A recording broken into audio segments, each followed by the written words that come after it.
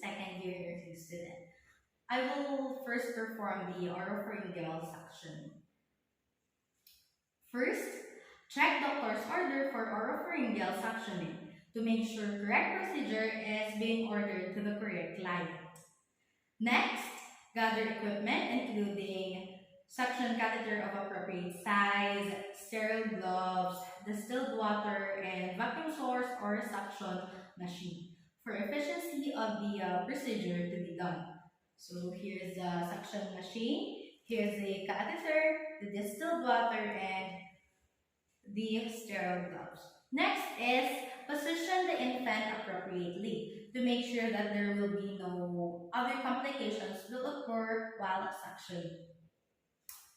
Next is to turn on the suction to check system and regulate pressure if indicated to make sure that suction machine is working and the status of suctioning is being regulated. So next, wash hands thoroughly and wear sterile gloves to avoid spreading of microorganisms. So assume that I have already washed my hands following the WHO protocol for hand washing. I will now be wearing my sterile gloves.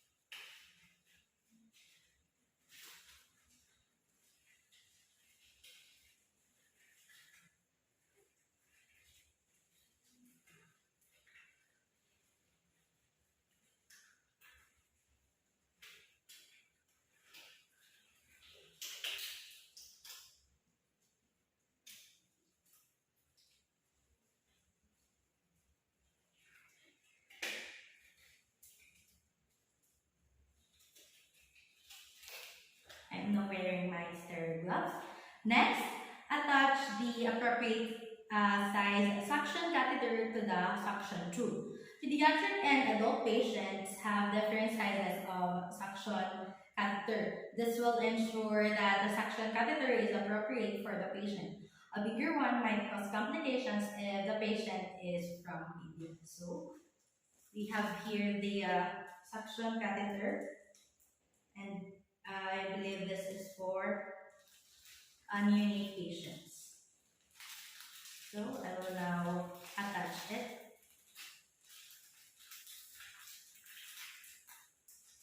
to the machine.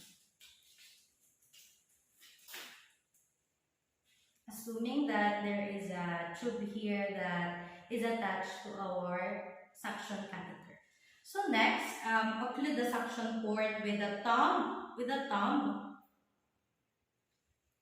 and set the negative pressure at 60 to 80 millimeter of mercury. So for neonate patients, no more than 60 to 80 millimeter of mercury is advised.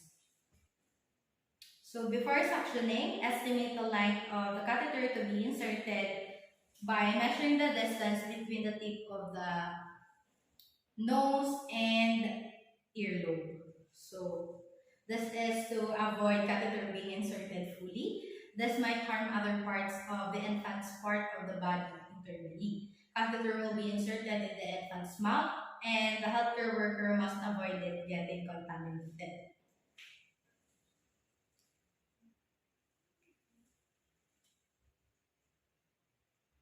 Okay, so this is the size of how the suction catheter must be inserted into the mouth of the patient or the infant.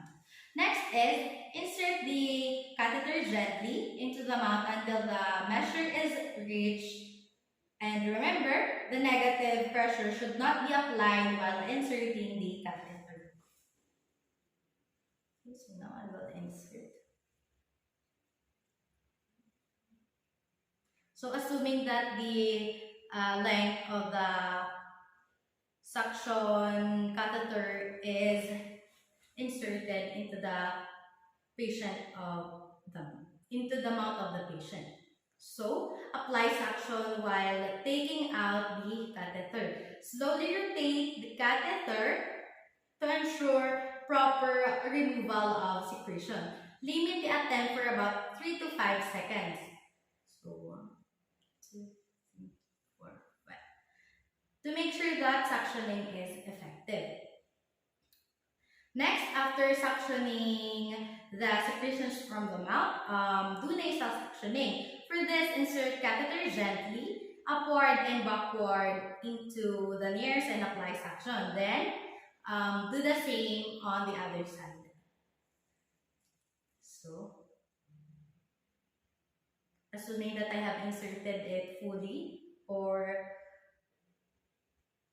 the appropriate length and prescribed length, of course. So after suctioning, rinse the catheter and discard it.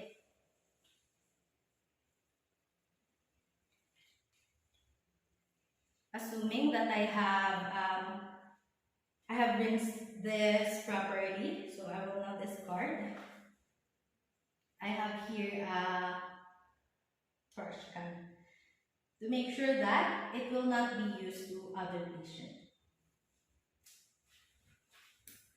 Next is to reposition the infant after oropharyngeal suctioning was performed. So to let the infant rest and have a comfortable position.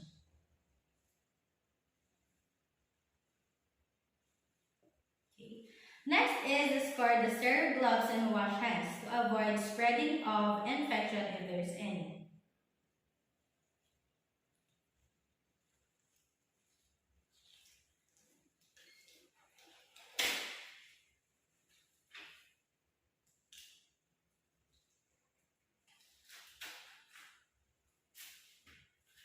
Assuming that I have already washed my hand thoroughly after I discarded my sterile gloves. So lastly, document the procedure. To have the infant's data be noted for the physician to use for the next procedure that is needed to be done. That's all for oropharyngeal suction. So now, I will be performing the orogastric tube feeding. So first, check doctor's order to verify that it is being advised and ordered.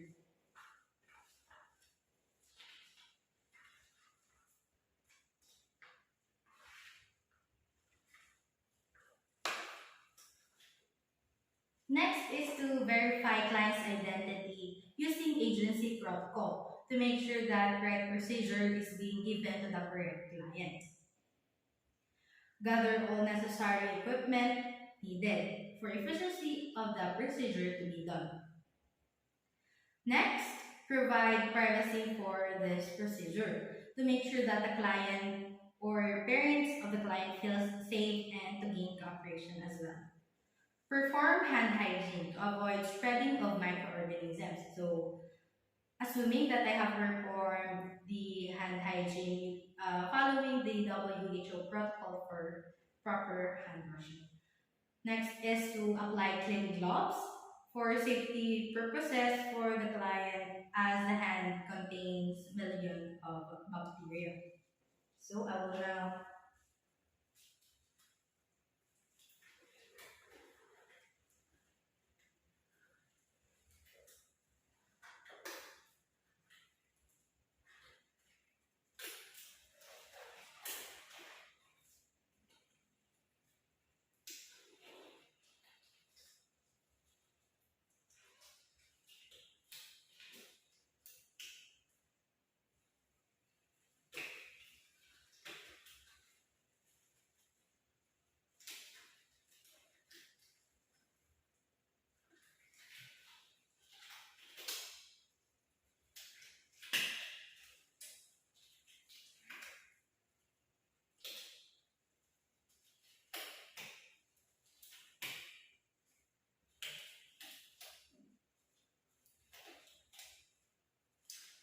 Okay, I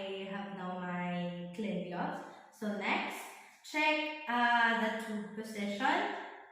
If it has not changed, look for the following. First, the amount of visible tube, is it the same length as before? And any loose tape, of course, you have to fix it. And any kinking of the tube at the back of the mouth. Next is to inject air using the syringe. Listen for gurgling of sound on the abdomen using stethoscope. Then aspirate small amount from the tube to observe if there will be some gastric content that will appear in the tube. So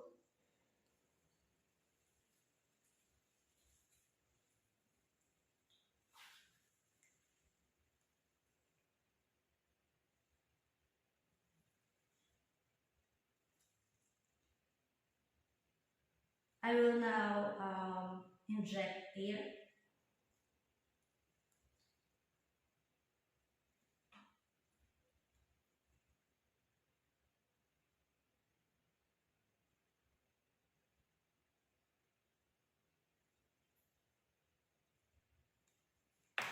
Okay. So this is to make sure that there will be no other complications for when rendering feeding. Next is administer the feeding, but before doing it, check the expiration date of the feeding. Warm the feeding to room temperature. So we have here our feeding. Of course, it is in room temperature and it is not expired. This is to avoid giving patient an expired feeding and to make sure that it is safe for the patient to intake. Next is,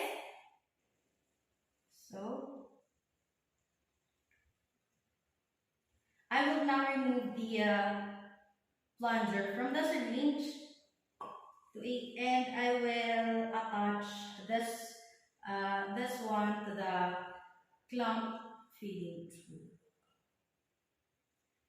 to use for feeding.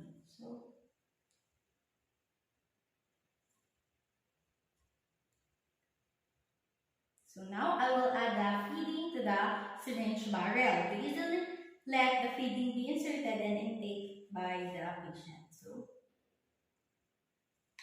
I'll put it here.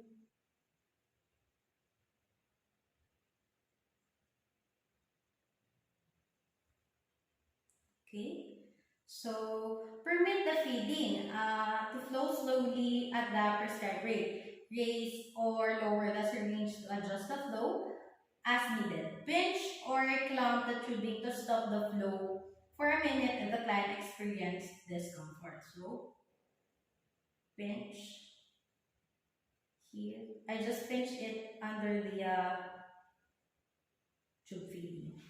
This is to make sure that the rate is not making it hard for the patient and to make sure the patient feels comfortable. Next, instill water through the feeding tube to make sure that it will not be used to other patients. So, I will now instill water. Okay.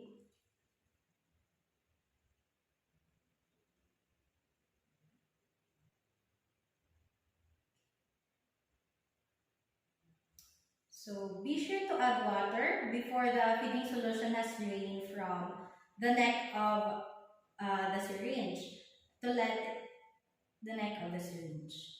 Okay. I have already added the water. Next is clamp the feeding tube before all the water is instilled. So I will now clamp to avoid it getting contaminated. Next, place the client, comfort, safety, and secure the tubing to make sure that the patient is comfortable and not experiencing any discomfort. Next, place the client to remain in a slightly elevated right lateral position for at least 30 minutes. correct and comfortable position for the client is needed in doing procedure like feeding. So I will now position the client in a right lateral position for 30 minutes only. So next is dispose the equipment appropriately. If the equipment is to be reused, make sure to wash thoroughly with soap and water. And change the equipment every 24 hours or according to agency policy. So we will now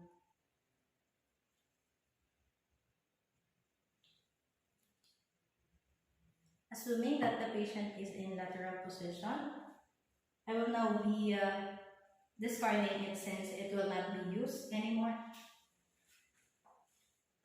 Next is remove and discard gloves. And of course, perform hand hygiene to avoid spread of any unwanted infection if there is any. And lastly, document all relevant information. So this is to have the infant's data be noted for the position to use for the next procedure that is needed to be done. Lastly, monitor the client for possible problems and tolerance of feeding to make that the feeding was successful, and if a problem occurred, it can be solved easily because the client is being monitored. So that's it for our Orogastric tube feeding. Thank you.